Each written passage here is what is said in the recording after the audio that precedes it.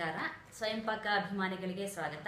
ಈ ದಿನ ನಾನು ಹಿಟ್ಟೆಚ್ಚಿದ ಮೆಣಸಿನಕಾಯಿ ಅಥವಾ ಮೆಣಸಿನಕಾಯಿ ಬಜ್ಜಿ, ಮೆಣಸಿನಕಾಯಿ ಬೋಂಡ ಅಂತ ನೋಡಿ ಅದನ್ನು ಹೇಗೆ ಮಾಡೋದು ಅಂತ ಹೇಳಿ ತೋರಿಸ್ಕೊಡ್ತಾ ಇದ್ದೀನಿ. ನಾನು ನಿಮಗೆ ಹಿಂದಿನ ವಿಡಿಯೋದಲ್ಲಿ ಮಂಡಾಳ ಒಗ್ಗರಣೆ ಹೇಗೆ ಮಾಡೋದು ಅಂತ ಹೇಳಿ ತೋರಿಸಿದ್ದೆ. ಅದ್ರ ಜೊತೆಗೆ ಉತ್ತರ ಕರ್ನಾಟಕದಲ್ಲಿ ಈ ಹಿಟ್ಟೆಚ್ಚಿದ ಮೆಣಸಿನಕಾಯಿನ ತಿನ್ನೋದು ಪದ್ಧತಿ ಇದೆ.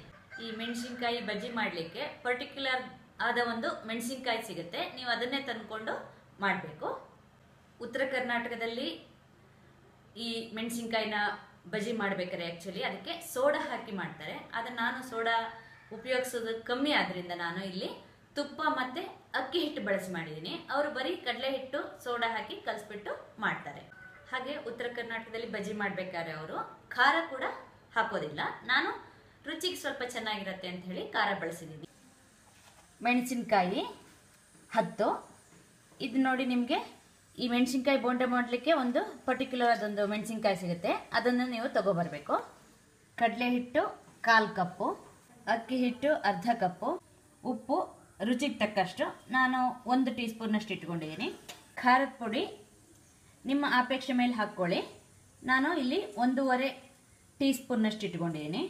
ಓಂ ಕಾಳು 1/4 ಟೀ ಸ್ಪೂನಷ್ಟು, ಅರಿಶಿನ 1/4 ಟೀ ಸ್ಪೂನಷ್ಟು, ಜೀರಿಗೆ 1/4 ಟೀ ಸ್ಪೂನು, ತುಪ್ಪ 2 ಟೀ ಸ್ಪೂನಷ್ಟು, ಇಂಗು ಸ್ವಲ್ಪ, ನೀರು 1 ಕಪ್ನಷ್ಟು ಇಟ್ಕೊಂಡಿದ್ದೀನಿ.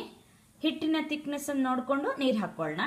ಕರಿಯೋದಕ್ಕೆ ಎಣ್ಣೆ, ಜೀರಿಗೆ ಪುಡಿ ನಾನಿಲ್ಲಿ 1.5 ಟೀ ಸ್ಪೂನಷ್ಟು ಇಟ್ಕೊಂಡಿದ್ದೀನಿ. ಇದನ್ನು ಮೆಣಸಿನಕಾಯಿನ ಸೀಳ್ಬಿಟ್ಟು ಅದರೊಳಗೆ ತುಂಬಲಿಕ್ಕೆ ಇದನ್ನು ನೋಡ್ಕೊಂಡು ಹಾಕ್ಕೊಳ್ಳೋಣ.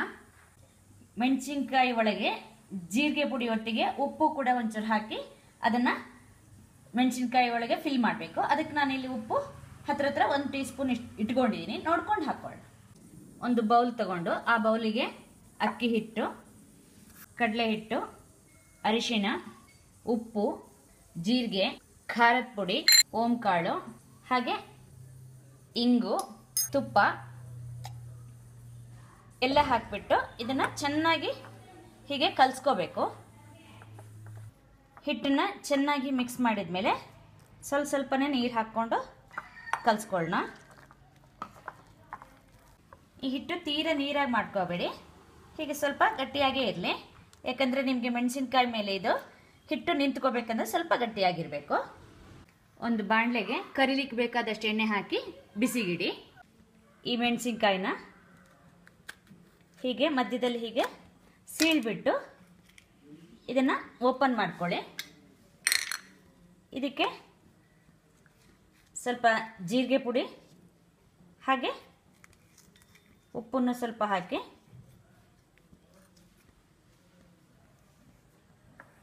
ಇದನ್ನು ಹೀಗೆ ಕಡಲೆ ಹಿಟ್ಟಿನಲ್ಲಿ ಡಿಪ್ ಮಾಡಿ ಹೀಗೆ ಕಟ್ ಮಾಡಿಕೊಂಡು ಪ್ರತಿ ಮೆಣಸಿನ್ಕಾಯಿಗೂ ಹೀಗೆ ಉಪ್ಪು ಜೀರಿಗೆ ಒಳಗೆ ತುಂಬಿಟ್ಟು ಇದನ್ನ ಹಿಟ್ಟಿನಲ್ಲಿ ಚೆನ್ನಾಗಿ ಹೀಗೆ ಮುಳಿಸ್ಕೊಂಡ್ಬಿಟ್ಟು ಎಣ್ಣೆಲಿ ಕರಿಬೇಕು. ಎಣ್ಣೆ ಕಾದಿದೆಯೋ ನೋಡಿ, ಸ್ವಲ್ಪ ಹಿಟ್ಟಾಕಿ ನೋಡಿ, ತಕ್ಷಣ ಮೇಲೆ ಬಂದಿದೆ. ಸೊ ಎಣ್ಣೆ ಕಾದಿದೆ. ಈಗ ಈ ಹಿಟ್ಟಿಗೆ ಈ ಮೆಣಸಿನ್ಕಾಯಿನ ನಿಧಾನವಾಗಿ ಹಾಕೋಣ. ನೀವು ಎಣ್ಣೆ ಸ್ವಲ್ಪ ಇಟ್ಕೊಂಡಿದ್ದೀರಂದರೆ ಮೆಣಸಿನ್ಕಾಯಿನ ಬೇಕಾದ್ರೆ ಮಧ್ಯಕ್ಕೆ ಕಟ್ ಮಾಡಿಬಿಟ್ಟು 2 ಪೀಸ್ ಮಾಡಿ ಎಣ್ಣೆಗೆ ಬಿಟ್ಕೋಬೋದು. ಈಗ ಇದನ್ನು ತಿರ್ಸಿ 2 ಸೈಡ್ನ ನೀಟಾಗಿ ಬೇಯಿಸ್ಕೊಳ್ಳೋಣ.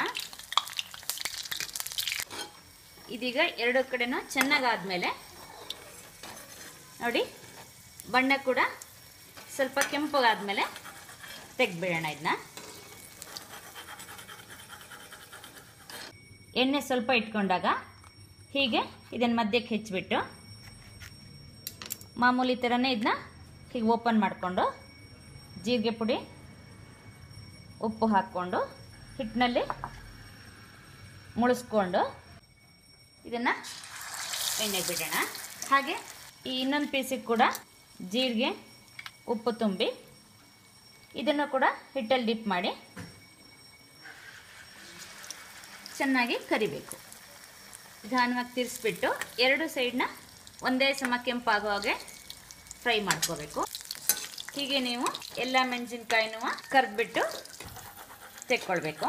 ಮೀಡಿಯಂ ಲೋ ಉರಿ ಇಟ್ಕೊಂಡು ನೀವು ಈ ಮೆಣಸಿನ್ಕಾಯಿ ಬೋಂಡನ ಕರಿಬೇಕು. ಹಿಟ್ಟು ಹೆಚ್ಚಿದ ಮೆಣಸಿನ್ಕಾಯಿನ ಹೇಗೆ ಮಾಡೋದು ಅಂತ ಹೇಳಿ ನೋಡಿದ್ರಲ್ವಾ.